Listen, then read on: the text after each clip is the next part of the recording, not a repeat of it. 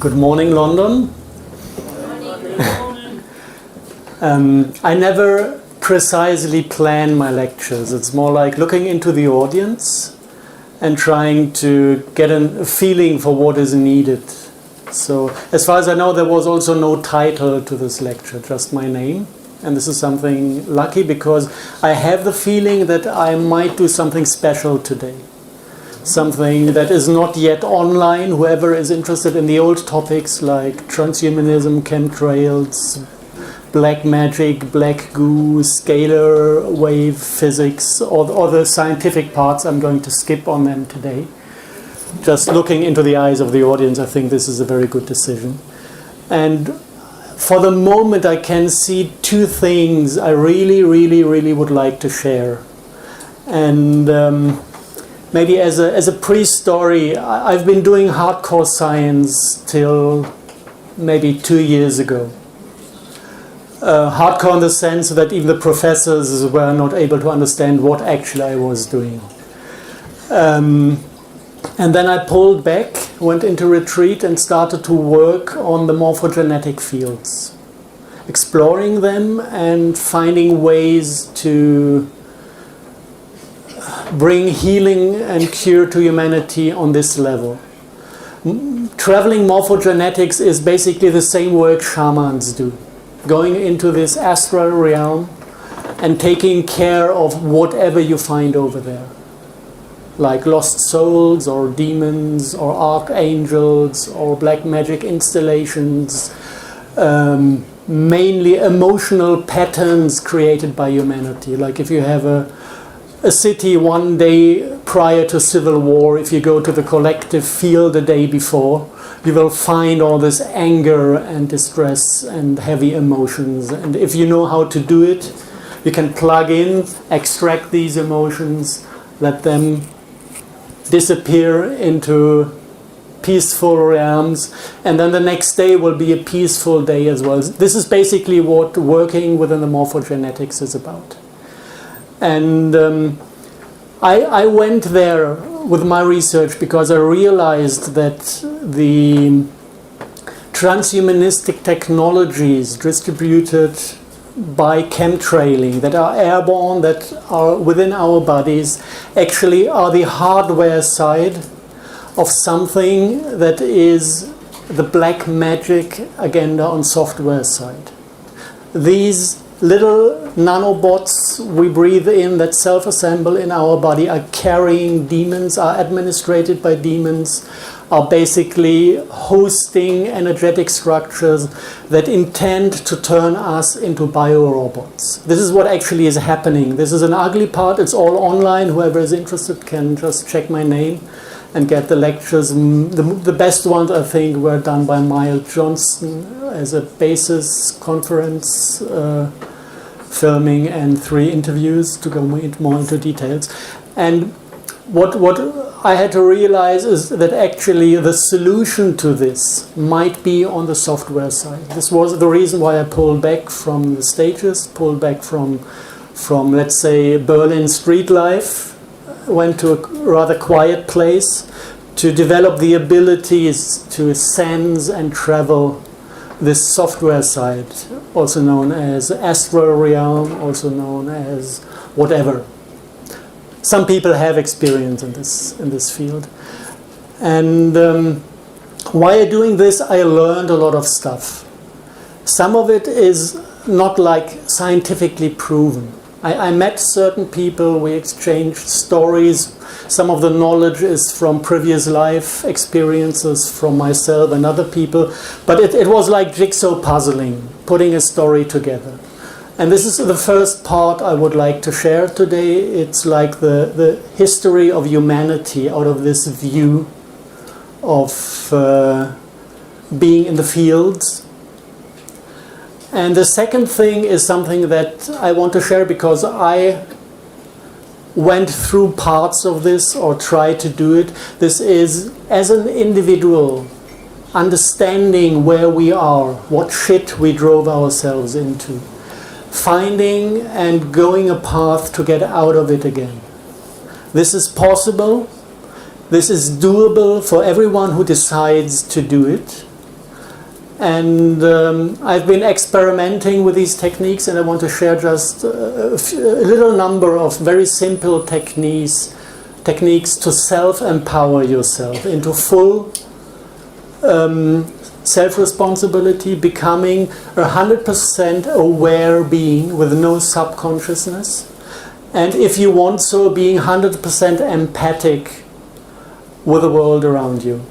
This is hell at the moment. But from my point of view, it is the only thing that can save this planet. And this you will understand when you heard the story, where we're coming from and where we got into. So these are the two core things, like the story, how we got into it, and the way to get out again, I want to deliver today. And if there's time left, we can either go into question and answers, or I thought about sharing a little bit about the impressions I had from Great Britain on field level. Because if you live in a field, you hardly realize what you're living in because you get used to the vibrations. And me, as somebody coming from a standalone farm in the middle of nowhere, I had pretty strong sensations coming into your fields. And I could describe some of it. So we will see how much time will be left, and if it rather feels like questions or rather feels like sharing this. Can you hold it the mic a little further away? Okay. It's very better now? mic. Better now, okay. Thank you. I'm starting with a big picture. Because we're still struggling among each other, whether Darwin was right or the Bible is right. And actually both are. So I'm trying to give you the very big picture of what biology and creation is about. Just as a starting point to position ourselves. I'm coming from 5D physics. You know, normal people live in 3D with one timeline, and once you understood life force, the concept of life force or scalar potential, you realize that actually we're living in a higher dimensional thing with layered space-time sheets and the possibility to ascend by hiring your vibration, you say as a spiritual being, or by hiring scalar potential. This is what you would say as a physicist. So this is a 4D, and if you add kind of the concept of time, you realize that you have different possible timelines in this 4D, building the entire 5D concept as a standing picture. And there's not only one timeline. The concept of time is different than what we perceive. The concept of time is, on one hand, you have this time matter is going through that is linear, but you have a second time structure that is circular, that is allowing shortcuts between same points of cycles. And these cycles are multi-frequent, going from kind of 10,000s of years to nanoseconds. And the nanoseconds is what is building up matter, and the long range circular structures are building up, repeating history and stuff like this. So this is kind of the time concept, and within this circular motion on field level, you're not fixed to now. It is possible for a being to travel into the past and into the future and create loops of its own.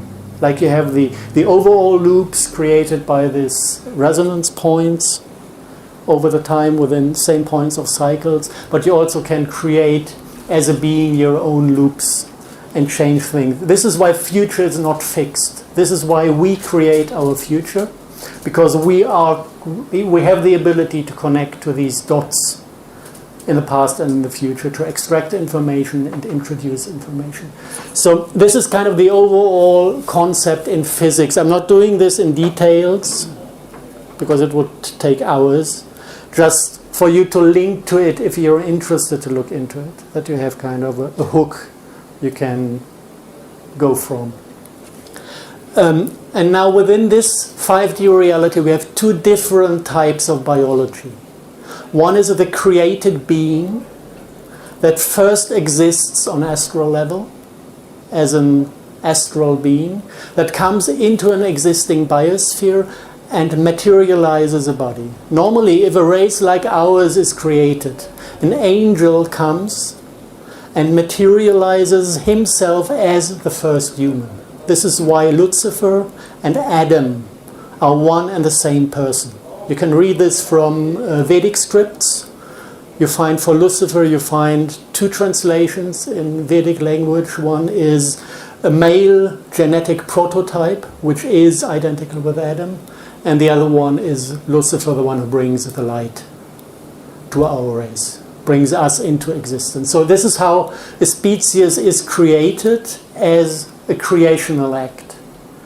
And at the same, not at the same time, within this 5D realm, our genetic blueprint is projected into the past by these connecting points of same point in cycles. And within this past, aspects of ourselves are forming the biology of this planet.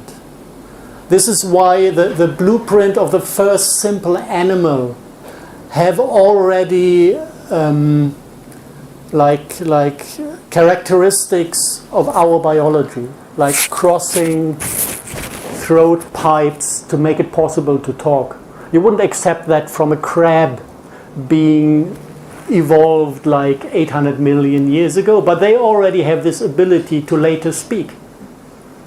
So you can see that basically the concept is coming from the time when the first angel created the first human, but the blueprint, the genetic blueprint, is projected into the past, and the biosphere is already created to be there at the point in the timeline when the real creation starts. So this is how biology is forming within our reality or creation.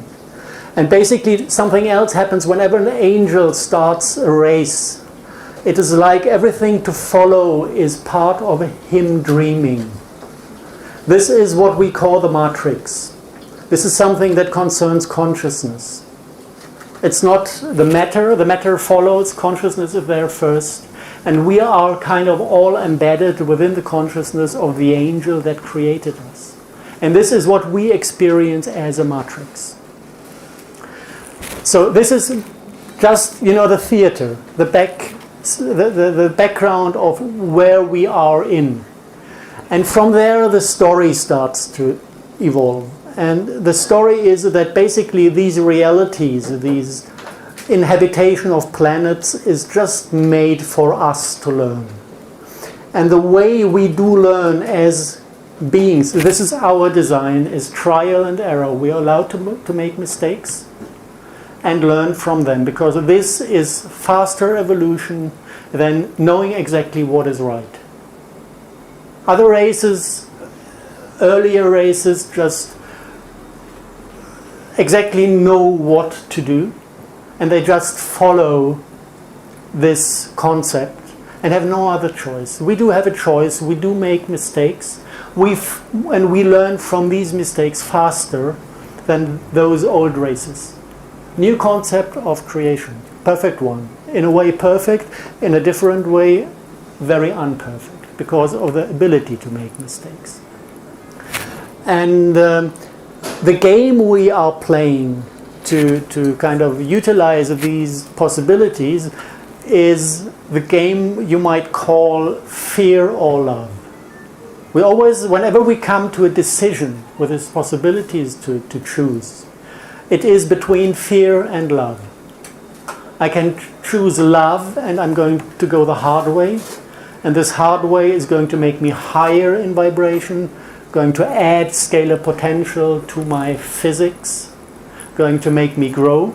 And I can choose for fear, and this is going to lower my vibration, and it's going to bring me towards hell. Not because it's bad, because this is how we do learn. And this is repeated, these questions are repeated over and over again until we learn to decide for love, out of our own will. This is the overall concept. Now, I don't know when, I don't know how, I don't know where. Something must have happened within the angelic agenda.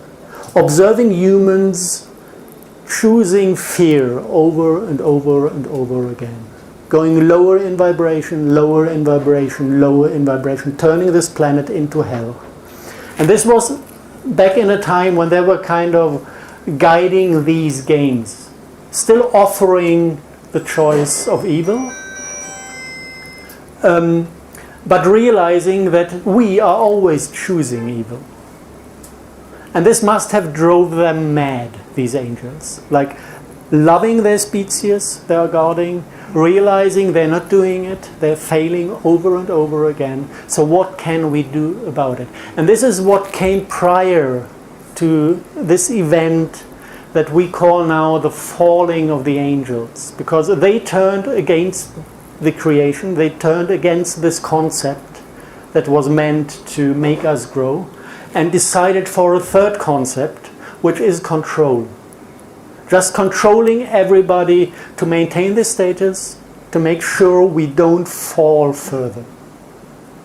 And this was the fall of the angels themselves. And over the time, once disconnecting from this divine principle, they started to forget who they are. They started to forget what they came from.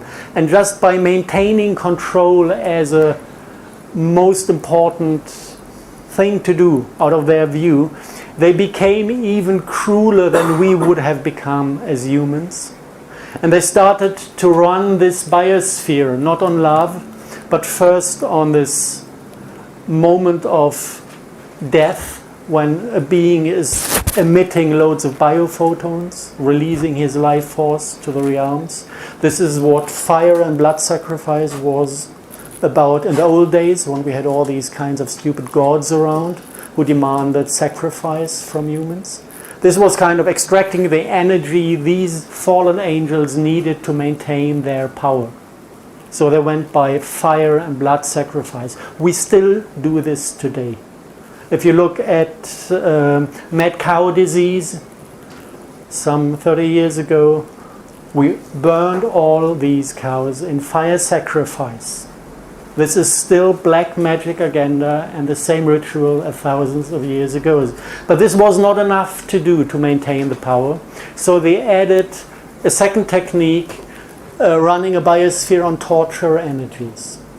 Torturing animals, what we call farming today, animal farming. And utilizing this torture energy to guide us.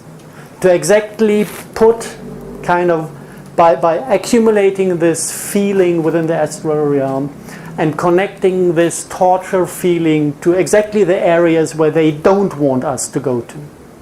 So if somebody says, I'm ascending, he will immediately bump into torture energy and say, no, I'm not ascending. This is how our position is fixed. This is how the system is controlling everybody.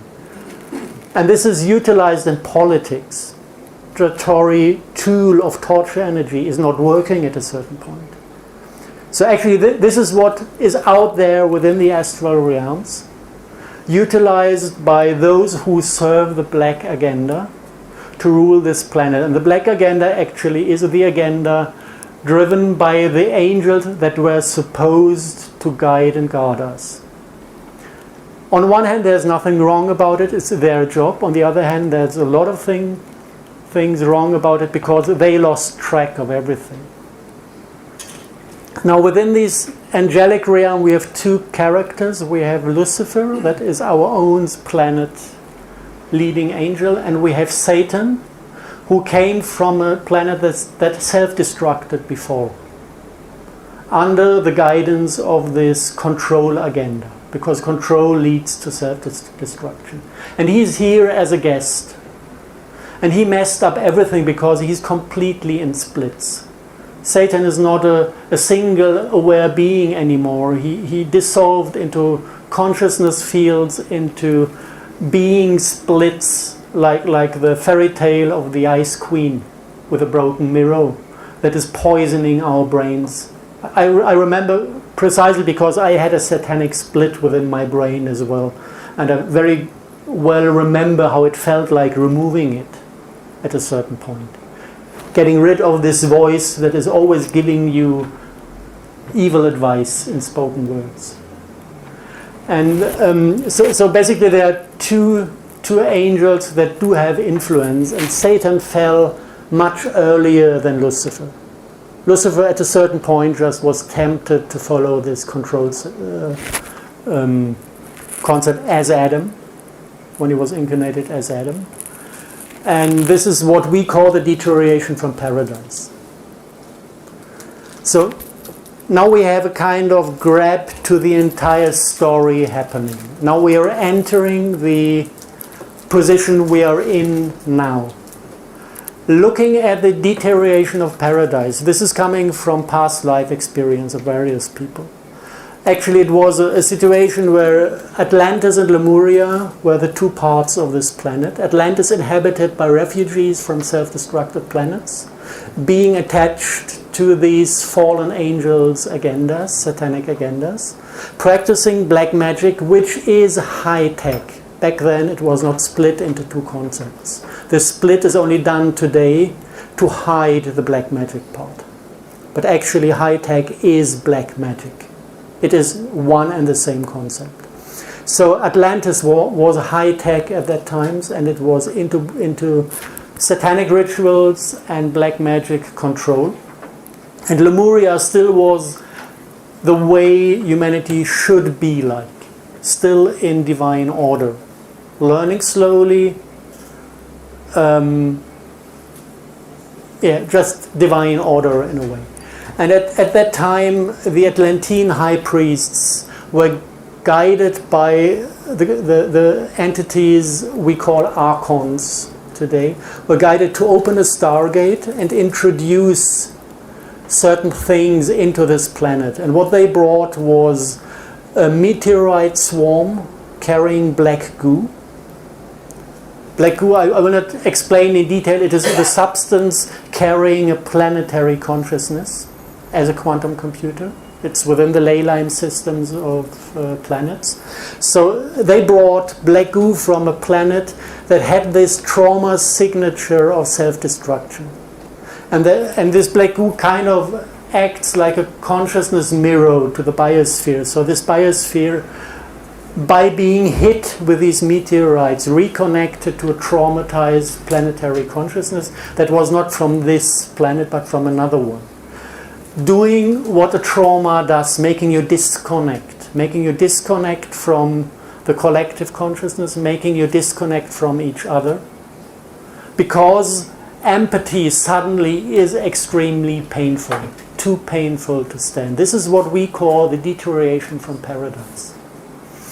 There was a second thing that was brought in. This is what we know as the arcs.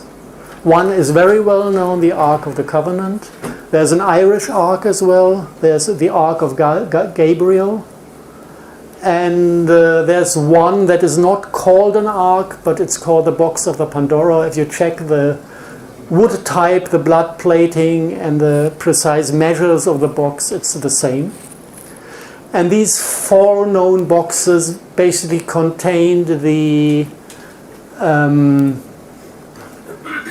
biophotonics of the same self-destructive planet. Huge amounts of bioenergy stored in a crystal.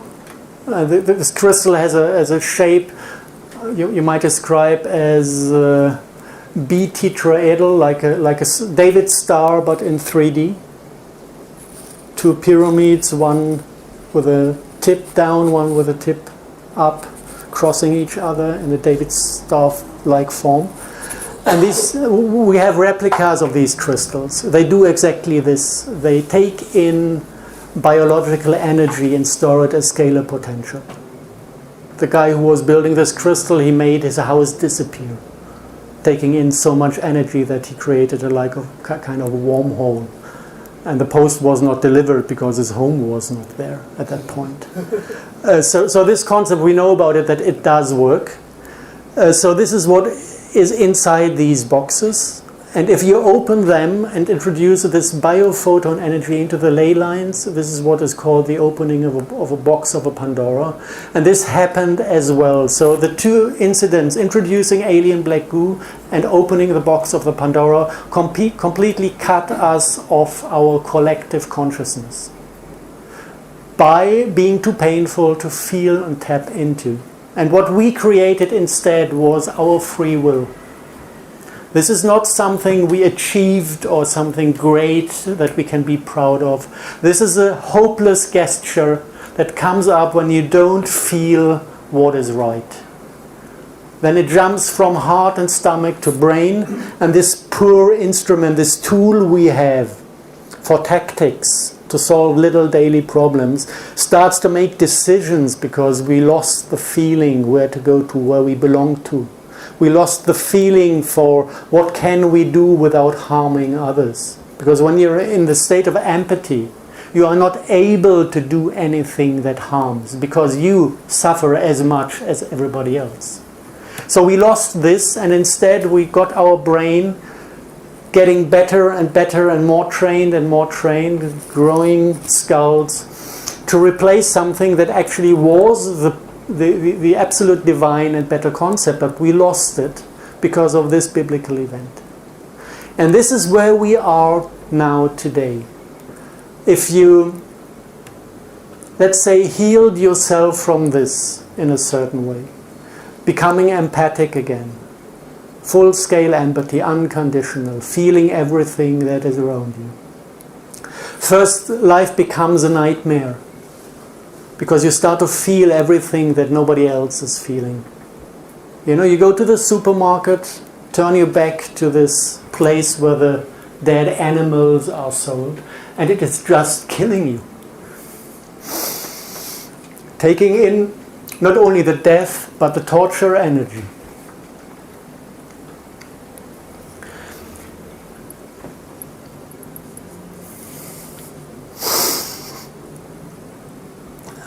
Just to give you an example what it means not to be able to cut off from this.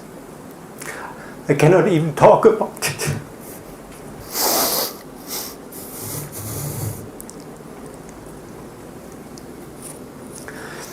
And actually this is the only way to go back. We will stop messing up our planet when we consciously and out of free will return exactly on this path and become empathic again. This is the only solution available. And we need to do this out of free will, although it is uncomfortable.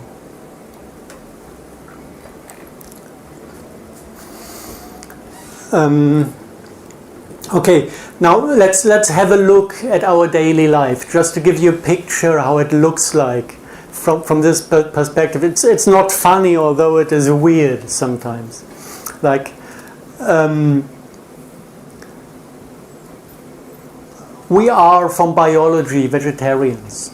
We have long lower intestines, like all vegetarian beings have. We have this ability to digest meat in case of starvation. Before we die, we can take in other animals. It takes 48 hours to digest them, which is okay then.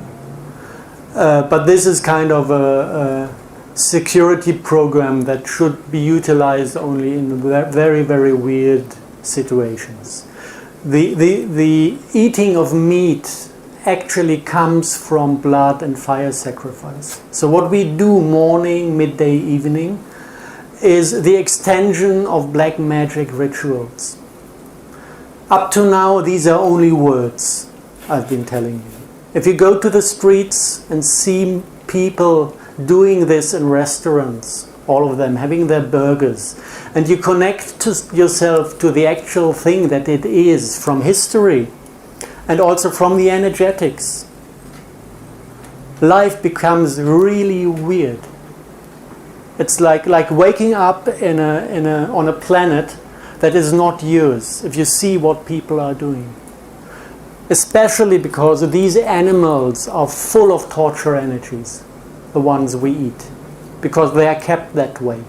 And this is on purpose to connect us to bring the torture energy as an anchor into ourselves, to make us resonate with their reservoirs of torture energy they are keeping and holding. So this is kind of out of free will, we open our physical body to the tool to be ruled by doing this. If you go to other places, like I've been touched most by British school attendees, like all the pupil on the streets, in their dressed up like young adults, feeling completely tortured going there. I've been staying for the week in High Elms Manor. There are, I don't know, 3-4 different schools, and saw these. I had to get out of the place in the morning hours because I was privately but on school territory, and I haven't had an admission to stay there over there, so I always walked past the pupils coming there and getting back, and none of them looked happy. They were all like completely depressed, like prisoners being pulled to the torture cell. And this is what we export to the third world, thinking this is education, bringing people somewhere. This is Pavlov.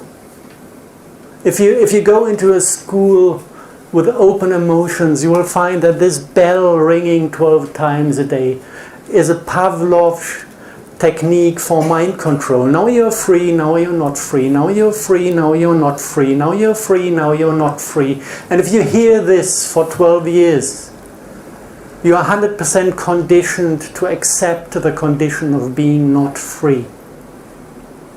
This is something we are doing to ourselves without noticing. And this is something that on one hand seems to be normal, but once you start tapping into the emotional fields, it's madness. It's madness we do live.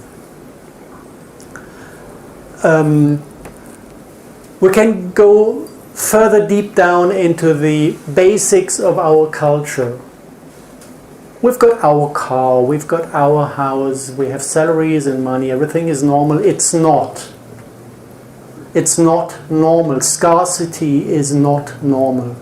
Scarcity is a concept that is directly created by control. Control is not necessary, it is not the natural way. Scarcity comes from control. The concept of owning things comes from scarcity, and having governments to rule us comes also from this line of once you have property and ownership, you need somebody to guard it. This is all not natural. This is all black magic agenda, and we are devoting our entire life to this black magic agenda without that this is a necessity. We are doing this because we're used to doing this, because we grew up like this, and because we don't have the senses to realize what we are doing. And nothing of this is good. This is 100% the path to complete self-destruction of this planet. Like the planets that were infected by this agenda before, completely self-destructed with zero biosphere left. So this is one possible timeline. Our planet is infected by this agenda, and if we don't wake up getting aware of what is happening and turn this around, this is the timeline we're going down. And this is not funny. The other timeline, the other possible timeline, is finding enough people to wake up to this, to consciously go the path back to empathy. And 10,000 people is enough to host this possible development within the morphogenetics of the entire humanity. And then it's like, I don't know if you know these experiments with 100 apes, where they had these funny little islands in Japan inhabited by apes, and they just observed the animal, and one of the youngsters found a potato They all were eating potatoes, and he found it nice to wash the potato in the river stream before eating to get rid of the mud in his mouth. And he did it, and then his brothers and cousins did it as well, learning from him. After like 12 or 14 brothers and cousins had it, the parent generation started doing it. And the moment 100 apes on a single island did the same, suddenly all the animals, all the apes on all islands started to wash their potatoes without visual evidence of the possibility to do so. This is how biology functions. And this is why it is not hopeless that this other timeline will evolve towards a return to paradise. It doesn't need much, it needs 10,000 humans to fully walk down that path.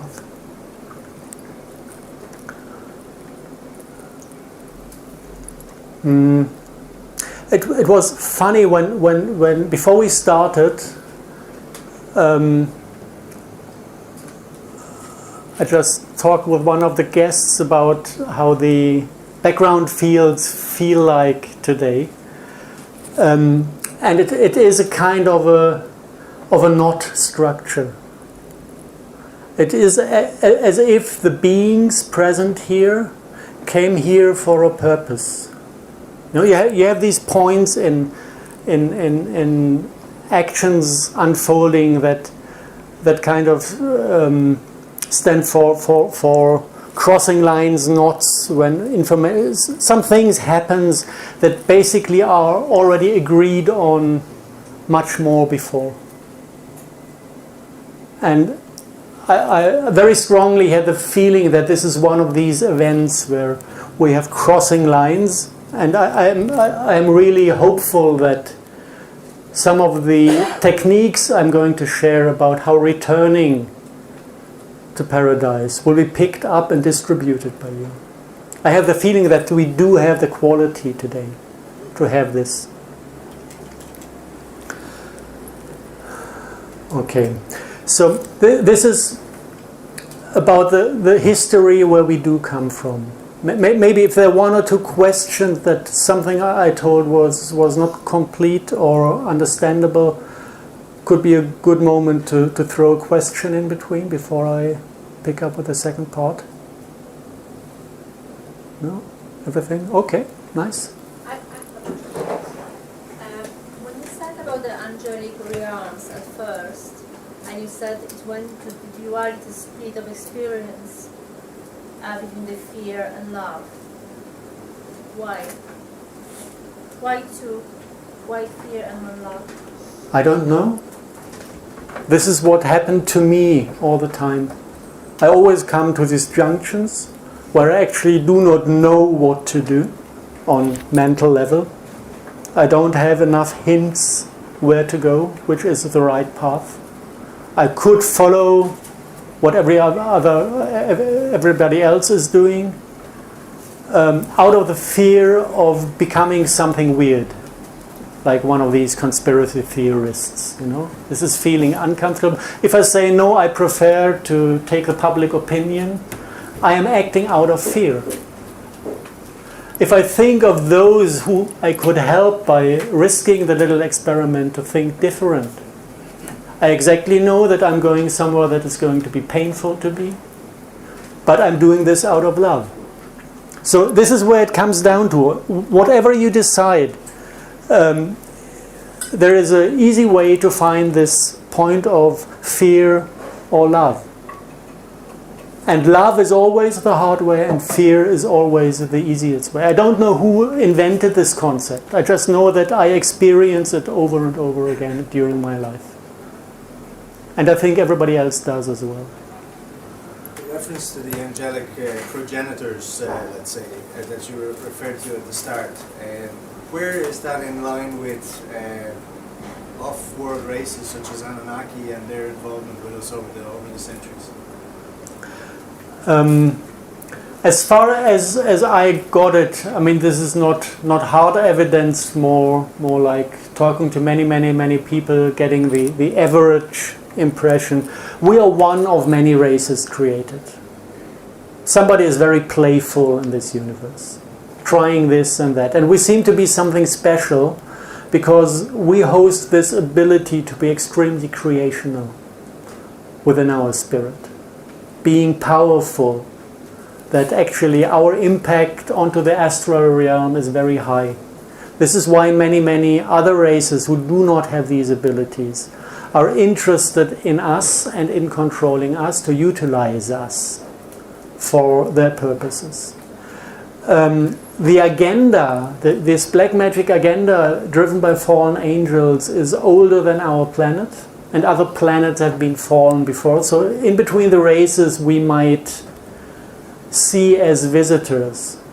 There are some who are completely biorobots already because they fell. And my favorite ones are the blue avians, who are completely biorobots, who already self-destroyed their home planet. So most of them are either traveling or incarnating as the Jewish people on this planet, as beings. This is why they never were allowed to have a country of their own, because they have this trauma signature of self-destruction. And you do repeat trauma signatures when you're unconscious. So we kind of meet all kinds of races out there. Assimilated ones, not assimilated ones, friendly ones. I have no clue how many are out there. And I will take care of them when they openly show up. Until then, it's just theory. And the only ones I had to deal with actually were blue avians up to now, that were connected to the Irish Ark, trying to open it on the day when CERN was supposed to start. And they tried to involve me in opening an ark. So this is why I was in contact with the blue avians for once. Do you think that the main problem is an interdimensional problem? Everything is 5D, so everything is interdimensional. It becomes understandable once you understand the higher dimensions. Yeah. Still, the problem is 3D, and we need to solve it in 3D. And this is why I'm going into details now. What worries me is the oppressing side of what's controlling this planet, what's running it. I don't think is interdimensional, is it? I think the cure could be the interdimensional aspect. No, this is waiting for a savior, because we are mainly 3D. Yeah. There are two concepts of interdimensional. I can look at the fields kind of aligning our space-time sheet, which are the astral realms, which you might call interdimensional, but actually it's just a little bit parallel, but still belonging to our realm. It's like water, air, and quartz is transparent. Light is a little bit parallel. It's going through, and other things are even less visible than light.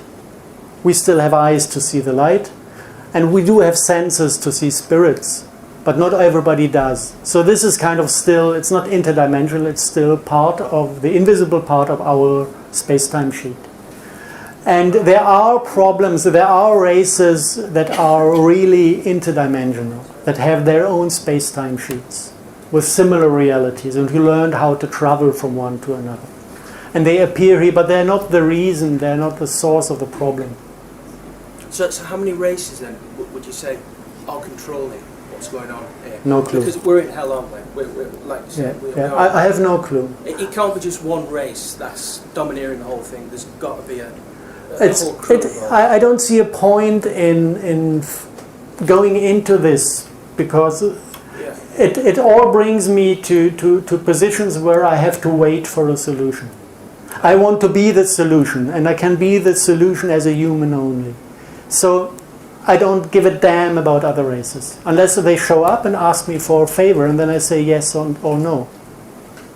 So this is kind of the path I want to walk down. Being human, finding solutions and sharing solutions for humans. Where do you think the Greys fit in? I'm not going into it. Okay.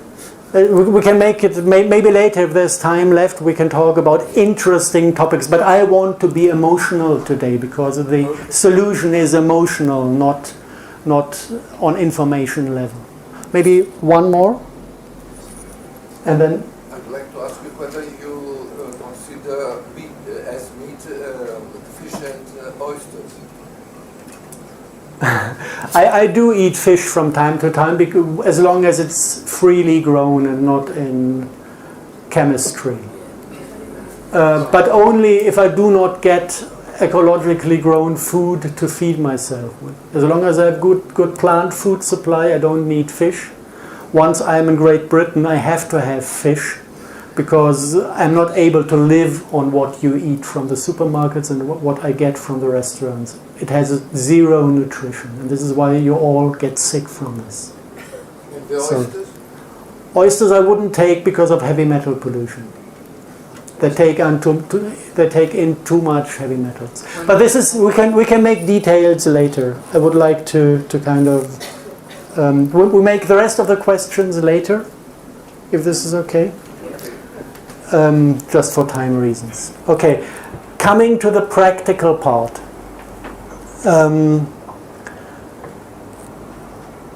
What we need to do is wake up to become our higher self, letting go from the person to become our higher self. It is there, it is basically hovering somewhere in space, looking at our personalities, messing up everything, being in dire straits about ourselves, having no possibility to meddle into the thing because we are not listening to our higher selves. We forgot that they exist. We do not hear a single sound of them, and we need to pull them in again to become ourselves. Normally in biology, this happens when we are age 13 or 14. There are lots of rituals still surviving this distortion of biology that are not really functioning anymore, but in natural tribes, a child is put into the middle of the desert for one night when he's age 14, and he comes back as an adult with his full potential and his higher self being within him. This is how nature is supposed to be. Governments like us to be controllable. This is why we are not allowed to grow up anymore. We are all remaining children till our death. This is what they have done to us. And it can be reversed consciously if you know how to do it. This needs decisions. And maybe the most important discovery or thing I was taught during the last year when I was completely in retreat was that we do have the ability to decide. I didn't know about it before. This is completely weird. You grow up as a human, you become 50 or 49 in my case, and nobody told you that you as a human have the ability to make a decision. I didn't know it. I was just letting myself drive myself from here to there, following mind, following emotion, but always following. And the technique to make a decision is very, very simple. The first thing you need to do, and this is maybe the most important part of this lecture, just try to remember the steps. The first thing you need to do is locate yourself. We all have a feeling of ourselves, and this can be located. Most of the people I know would immediately locate themselves within their head. This is kind of where the black magic agenda brought humanity to identify with the mind. And this identification is causing the physical position of this feeling of your own center being here. This is what it feels like. This is where you position yourself when you say, I want to feel myself. Boop, here I am. Another possibility where you might find yourself is hovering outside in the fields. If this is for keeps, you call this autism. If this is for dirty games, you call this bloodliners that spend most of the time outside of the body to be more effective in bribing, torturing, forcing, controlling other people. If it's shamanism, this is where you travel to. You can go there consciously and come back. So we do have the possibility as a being to be outside of ourselves. This should be a controlled state, not controlled, but consciously done travel. Some of the people might find themselves there all the time, which is an indication that they do have some of the psychological problems in the line of ADS, ADHS, Asperger, autism, which is not their fault. It is a physical condition coming from nanobots and mercury and vaccinations and all the other crap, the electrosmog problems. So, but you might find yourself there. And very few people might find themselves here, identified with their heart. Mainly women will.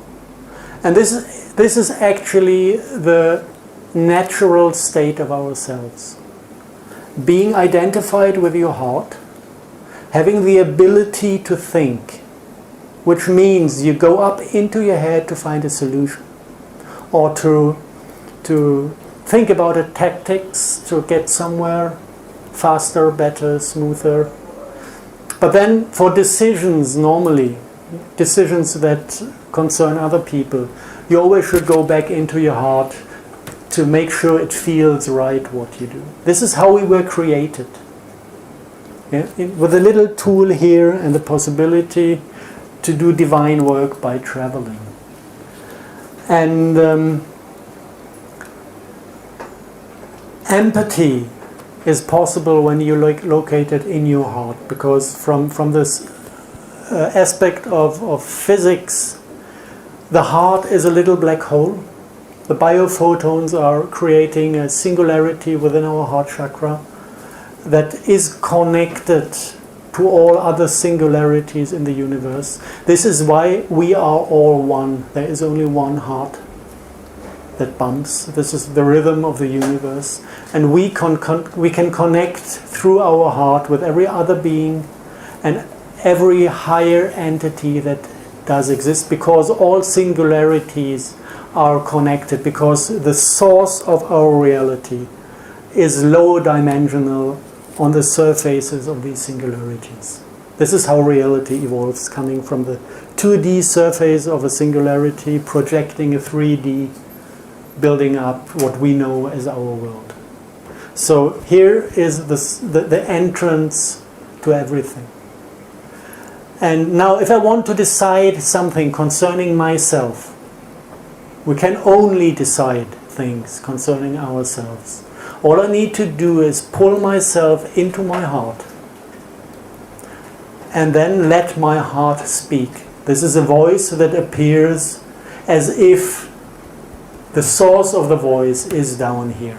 And the moment you identify with your heart, exactly this happens. Then it sounds as if the voice is coming from here.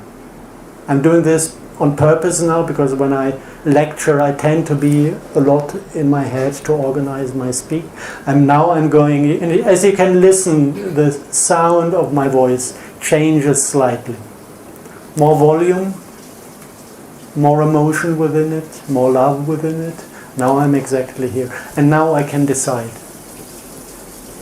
And you could decide many different things. The first thing that is clever to decide is to become fully conscious. Because the subconsciousness is not something that is there by nature. It is all the crap that is too painful to be felt. This is the correct definition of subconsciousness. And as long as we don't feel ourselves, there's no chance to feel the other one, because it can only resonate. If we want something to resonate, it needs to be free within ourselves. So as long as I don't feel my own desperation, I will be completely numb for empathy towards a person that is desperate. as well. I will not feel his despair, because I cannot feel my own despair. This is where this entire fucking concept of projection comes from. Because whatever I do not feel within myself, I fight in the other. As a reflex of self-defense. This is where all the aggression and all the bloodshed comes from. So this is the most important thing to do, is to become fully conscious again, because then no demon, no politician, no military personnel will have the ability to drive you into bloodshed. This is the first important thing. Become fully conscious. And you can do this simply by deciding. If you have the feeling there's something missing within me, I don't feel my desperation. You go into your heart chakra, make your voice resonate deep down there, and say, I feel my desperation. And this immediately works. There's no way around that. If you manage to get there and you speak out of your heart and you make this decision, the emotion immediately pops up. Out of your unconscious or underconscious into the conscious field of mind. And this is how you heal yourself.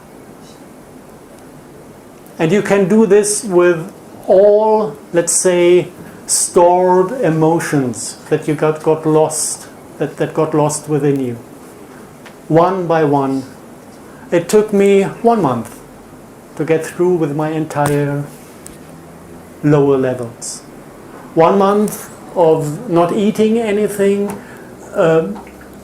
hiding myself in a single room, not seeing a person, not using the phone, not using the computer, not talking to anyone, just working with myself.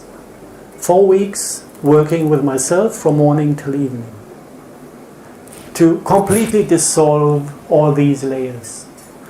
And there's one emotion that reacts a little bit different, and this is fear. Because fear is not a quality of its own in that way. It does exist, yes, but as a stored emotion, it appears like the door. So, one of the weeks I decided now I'm working on all my fears, and I decided in the evening, overnight I want to be confronted, or I will be confronted with the next fear to be dissolved. And normally in morning hours I woke up scared like shit. Like being unable to move. And the next step then is I enter my fear. Normally people would step back from this emotion, push it away again because it's very uncomfortable, it makes you unable to survive your daily life. This is why most of the people push it away. If you consciously dive into your fear, it's like a door, you cross the door, and then the topic behind opens up to consciousness. And you start to understand actually what you have been afraid for. And normally it's a joke, because the fear of the fear is 100 times stronger than the fear actually you've been hiding from. And it's easy, most of them are easy to be dissolved. And after 1 week I realized actually only recent fears come up. There was nothing old left. Just the things I had to deal during my actual life, like working on myself for a year without having income. This might create fear as well of not surviving. When this comes up, it's okay, because this is something that is embedded within the moment, within the actual situation of life.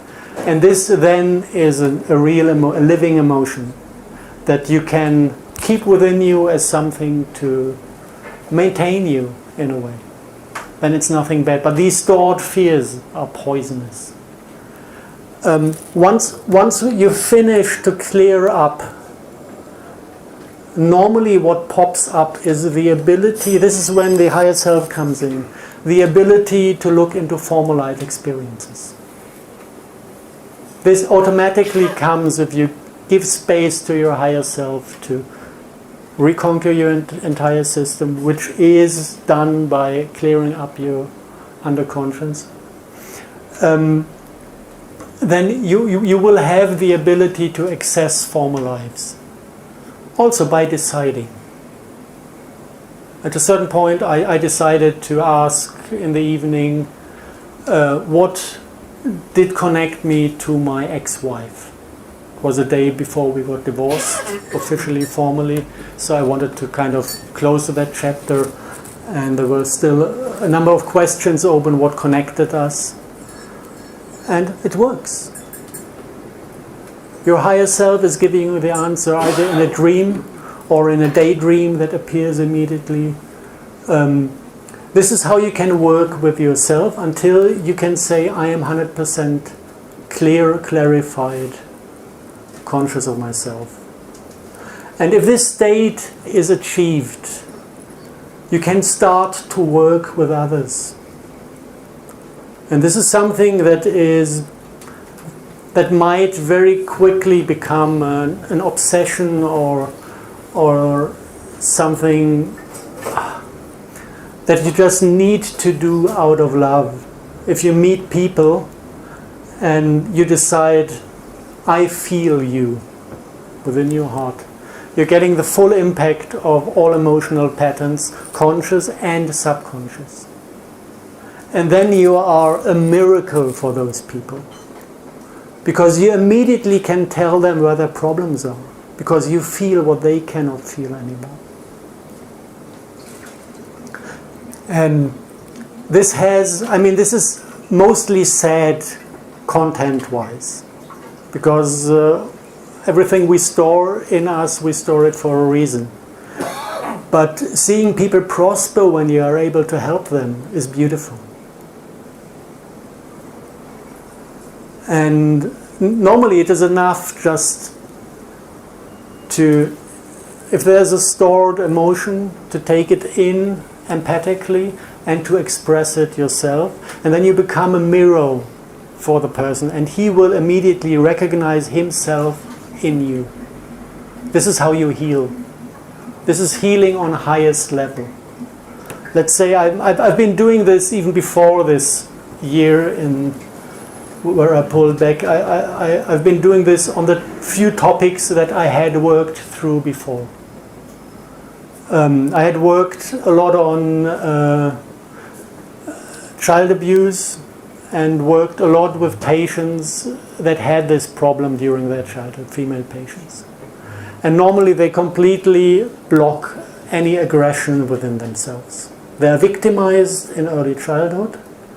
They exactly know if they would have repelled the attempt to be abused, it would have killed them, so there's a lot of fear involved.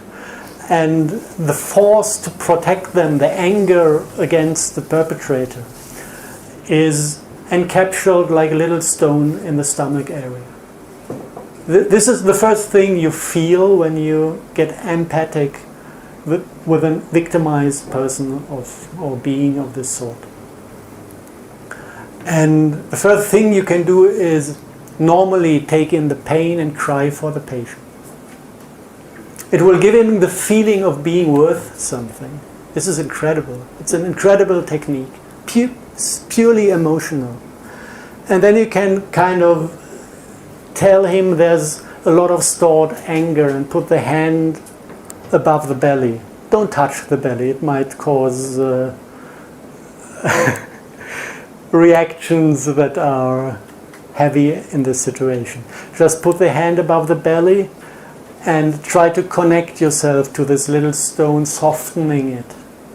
And then it's possible to pull this anger into the original size again, of completely filling the aura of the human.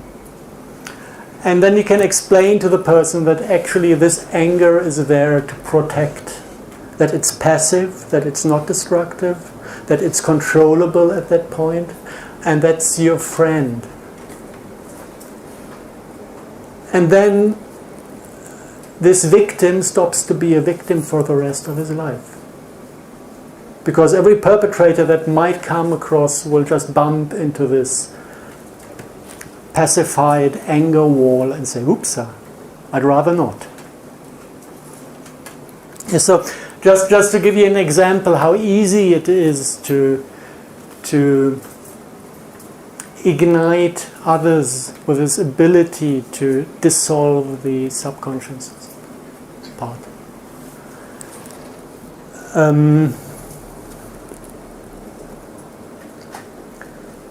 Can I give a hint on the timeline of this lecture?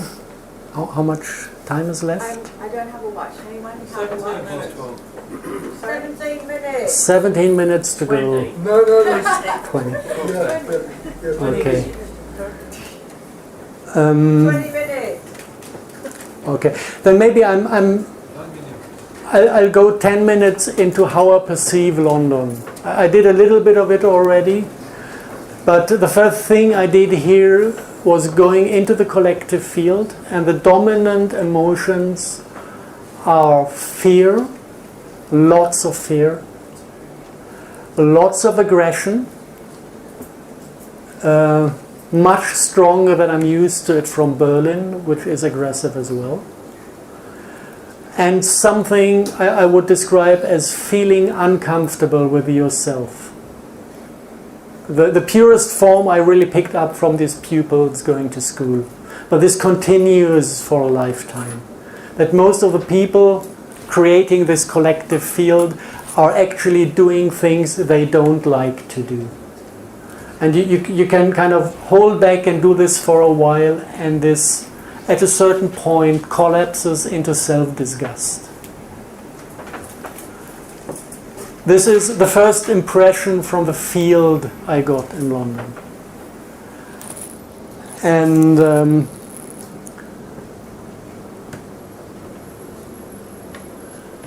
the second thing I picked up is some kind of,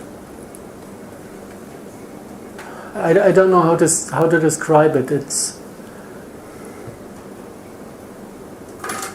like being completely in a dream state. Like nothing of what is happening around actually does have some impact. Maybe to put it in an example, I'm not trying to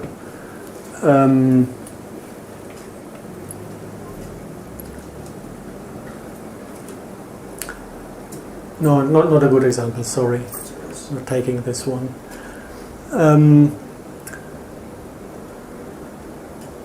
It's like, maybe put it this way, on the last lecture on Sunday, it was a great success.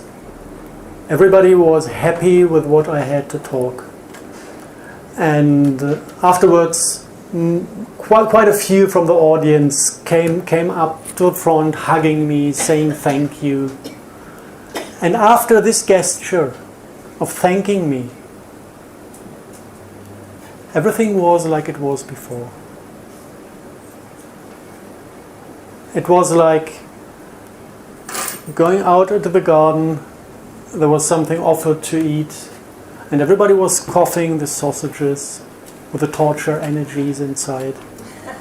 And everything I have said was like completely away, gone, like erased from the minds. One lady, the one that was serving, was still kind of talking to me whenever she offered a sausage. Oh no, you're vegetarian. But not a single thought about the other ones, that she actually is offering torture energies to her friends. It was like, yes, this was a frame with a lecture, and now we go back to normal life. And I do not know why people do this. I have no idea why people go to lectures if there's nothing to take home from. Yeah. So maybe I had to think about a film quote. Maybe you recognize it. Don't thank me. There is nothing to thank. It's sad only. Did anyone recognize this one? From Avatar?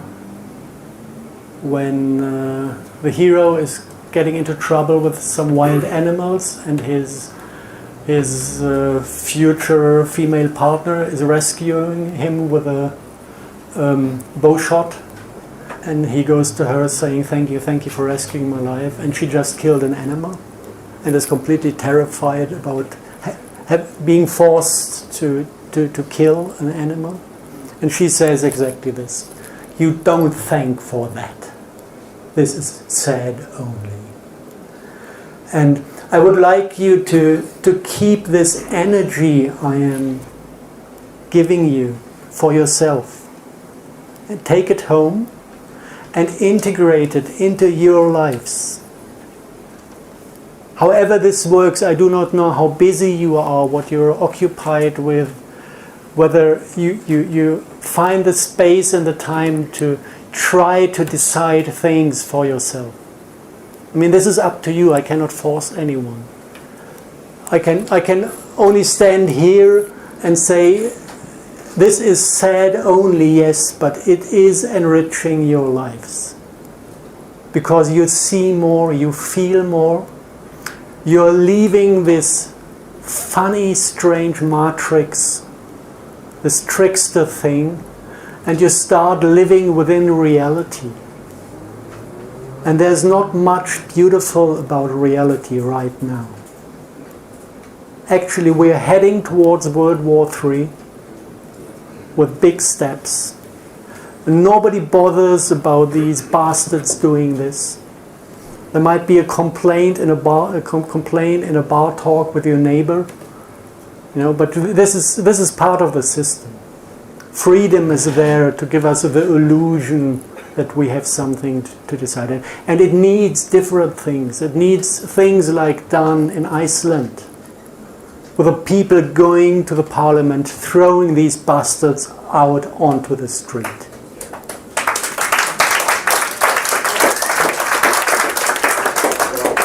And this is not about violence. What they do is about violence. This is about self-protection. This is about love. This is about going the hard way. Because it's much more comfortable to maintain yourself as a victim. But if you do so, you will end up as a victim until you learned your lesson. And this is the other thing I can state for sure. This is going to continue as long as we solve it. And there's not a third party available that can solve it for us. This is the perpetrator-victim-offender, a perpetrator-victim-savior game. And even the saviors that appear on the screen are part of the game. And they are the worst. Mostly they are the worst. Because they tell the victim that it has no power. I'm going to rescue. I'm coming for rescue. You poor creature need to be rescued. This is the savior. Bullshit. The only way to get out of this is leaving the gaming realm. Stopping to play this game, which means every single position needs to switch from whatever he is or she is into self-responsibility. And this you can do only by waking up. And if we don't wake up, we continue these games. And if we continue these games, we will self-destroy this planet. And on one hand, when I look at the state of matter at the moment, I'm going dire straits because I do not see much happening. Funnily, if I go to the astral realms, if I tap into the not yet created reality, but reality that is already on the way, the bad guy is already lost. So this is a funny position because still it needs to be done. It needs to be lived through. And in a way it needs a lot of awareness to be able to live through that. But it is definitely doable. If it wouldn't be doable, then the astral realm would be hopeless as well. Then there would be complete control of darkness over there. And they are losing it completely at the moment. And this is kind of why I just want to cheer you all up. Do it now. There's no better moment to wake up than now. Because every single day you wait is going to drive you a little bit further down the road. And the way back is going to be a little bit longer and more painful.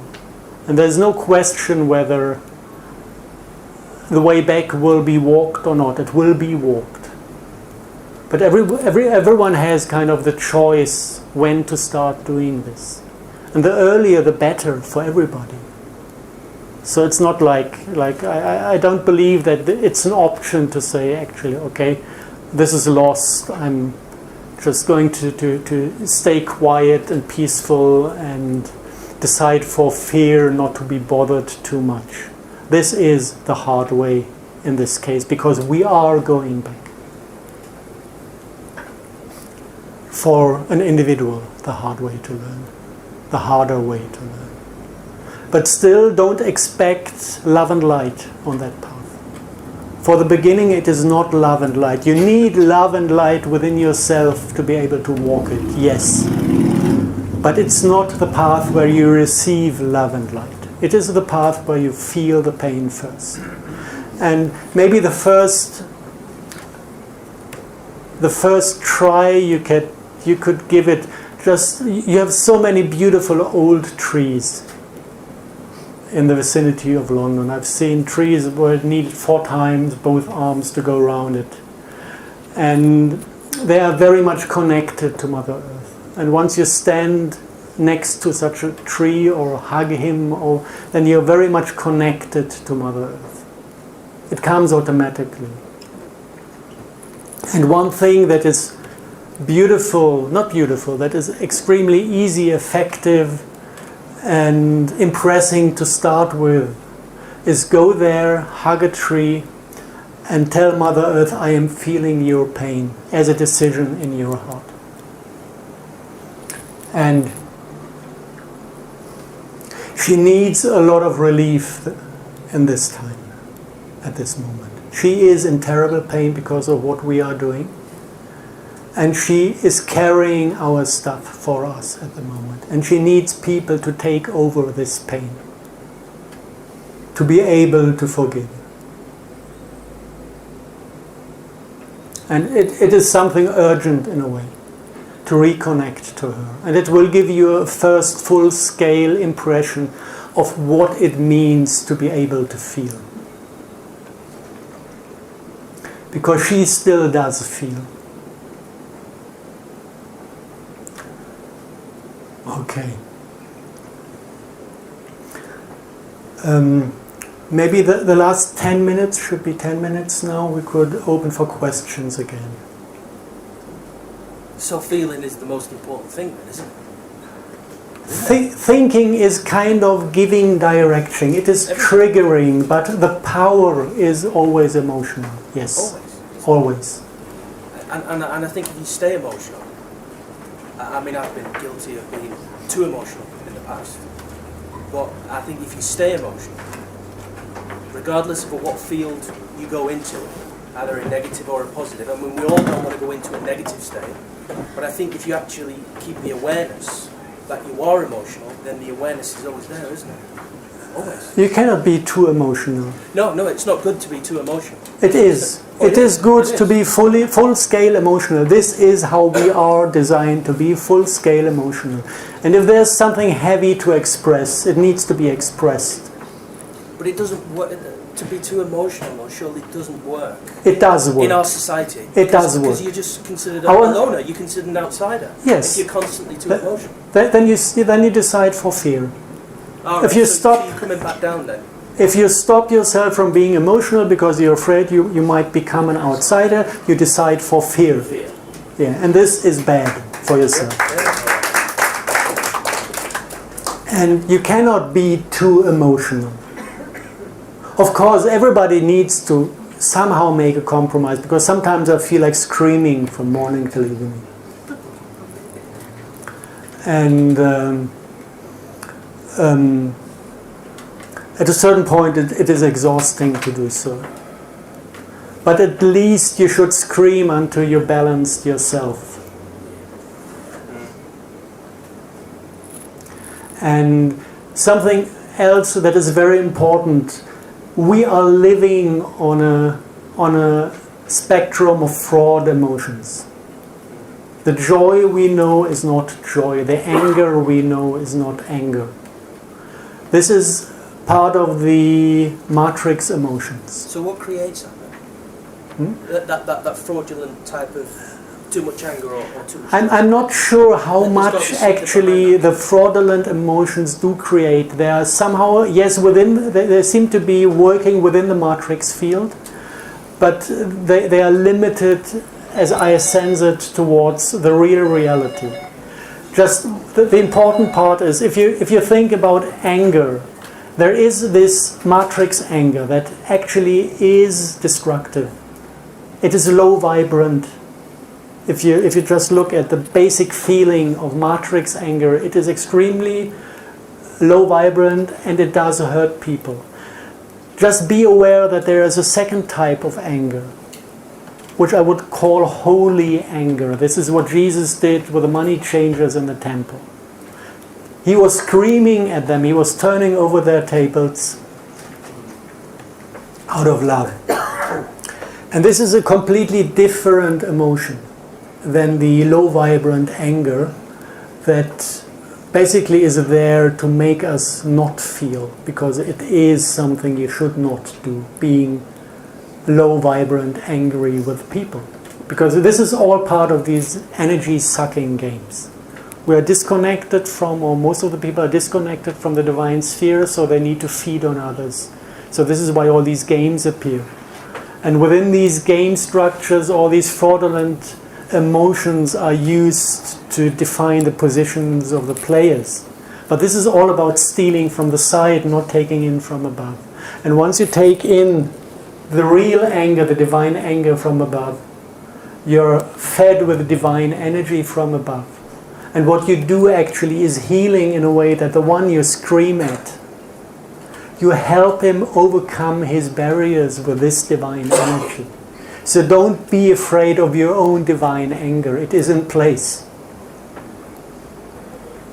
And it's the same with all the other emotions. There is always the divine type of it. And it makes sense, maybe not exception fear. I haven't seen divine fear. But as I said, there's a little difference to the fear from all the other emotions. And also love. You know, there is this sucking love we all know. Like, I'm undersupplied, love me. Wow. Hate it. Yeah? And there is unconditional love.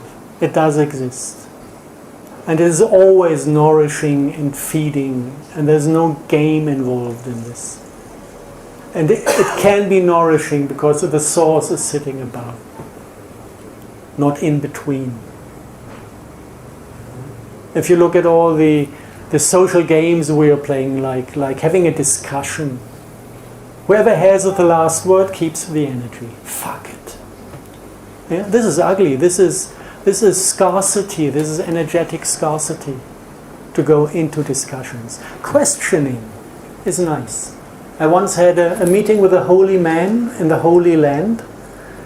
I met him first in Sinai, which was funny because he made me stop smoking from 1 second to another. I couldn't breathe in with smoke, just by his presence.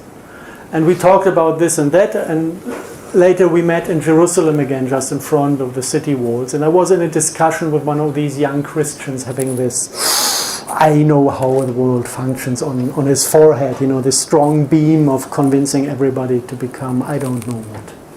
And we were in a heavy fight verbally, because I'm not the type following these types of funny religions, and I felt like saving him from his madness, and he felt like saving me from my lostness, and we were just struggling over this. And then this guy from Sinai came along, and just stood beside us for like 5 minutes, listening to the fight going on.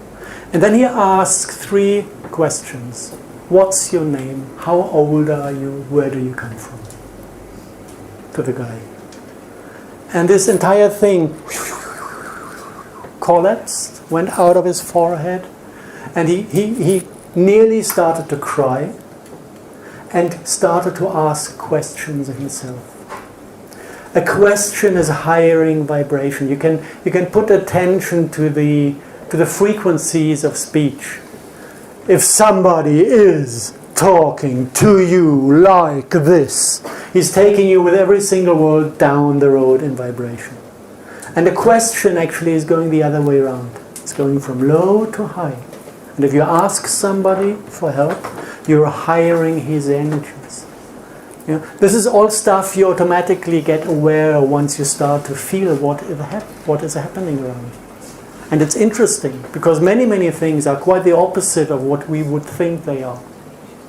And this is all part of this black magic trickster thing that is waving us into their games, controlling us, keeping us exactly on the spot where we are. And it's not necessary. Nobody needs this crap. We've been going through a cycle, 16,000 years. The cycle is over since 2 years. We have a time window to wake up. This is why it is urgent at the moment. Now it is a time window where we can pull in our higher selves. And if we don't, I'm afraid we're going to be erased. Because this is what happened in the last 4 cycles of 16,000 years. The ones created us, coming along, looking if we did it, and we didn't do it back then. This is what we know as the biblical floods, saying, didn't work, sorry, next attempt. And waking up to ourselves is exactly what it needs to be successful this time. And we have a very good chance to be so, because we learned a hard lesson this time, a very hard lesson. And when you do so, when you wake up, you will realize that there's some beauty about the concept of transforming darkness, especially if you go into former life experiences. You will realize that we all did live through dark lives. This is something that comes as a memory with most of us. I was practicing black magic during former lives. I was a real bad guy. I've been slaughtering little children ritually while having sex orgies. I have full memory of this. I cannot be charged for it because it was past life, but I am responsible as a higher self or as a being that went through those lives and gathered those experiences. And once you do not hesitate to emotionally integrate this into your being as a living memory. This is what I lived, I learned. Going there through this cycle of feeling sorry about it, asking for forgiveness. That normally, if you do this from your heart, is given. This is what brings you into a state of resolved darkness, dissolved darkness, which is extremely powerful. This is the harvest we are bringing in from 16,000 years of darkness. This is within the divine concept. This is what we ought to be doing right now. Getting in the harvest. Understanding what we lived through, and even it does not necessarily need former life experience to do so, because normally we've been living through enough darkness during this lifetime, not even realizing it is darkness. Just go there. There's a beautiful film, maybe a good one to start with, Earthlings. Earthlings is showing what we do to animals on this planet. And we are all responsible for this because we were the ones to buy the meat. Yeah? Good example where to start. Watching this film and going into the cycle of, oh God, what have I done? And once you're through this emotionally, it's much better than carrying this within you as living torture energies. How do you escape that though? Because if we're born into this realm, to this society, and the meat, the idea of meat is there from when we're young, into teenage years, into adult. You know, we all can't be born, obviously, vegetarian. I mean, she's a vegetarian, and I live with her, and it's like chalk and cheese. And she's trying to get me veggie, but I can't because I'm a meat eater, even though I took about a year off. How do you get out of that meat cycle? Because it's the magnitude of the meat it really is powerful. And if you're, especially if you're male, Yeah.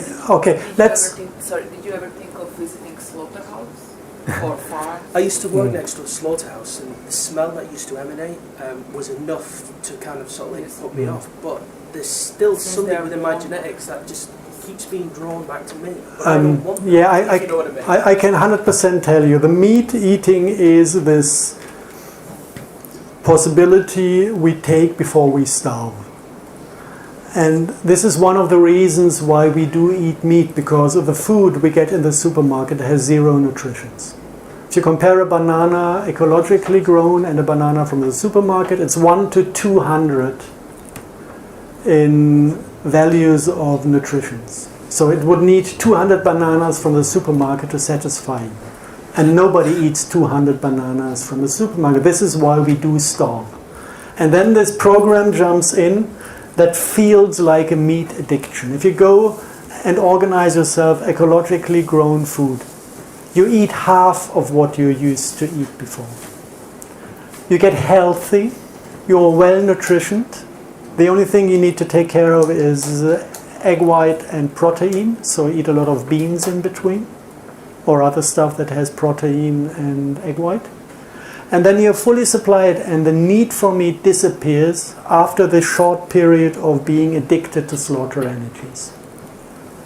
This is a little bit discipline at the beginning, but it disappears very quickly. Without eating organically grown food, there's no chance to get out without harming yourself, because you will starve on the rest you get in the supermarkets. This is highly poisonous, zero nutritional stuff they are selling to us.